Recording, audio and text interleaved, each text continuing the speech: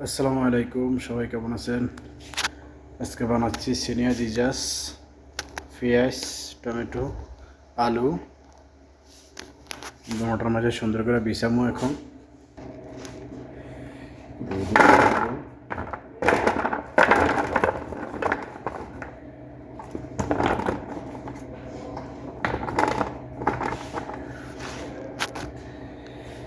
এখন দিয়ে দিচ্ছি টমেটো।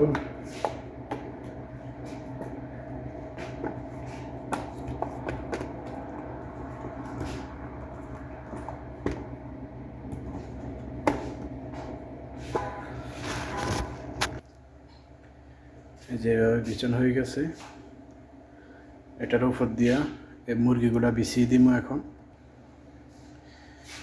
সিনিয়া জিজাস বসানো হয়ে গেছে। এখন এটার উপর দিয়ে গিজ দিয়ে ফেঁচাই দিব।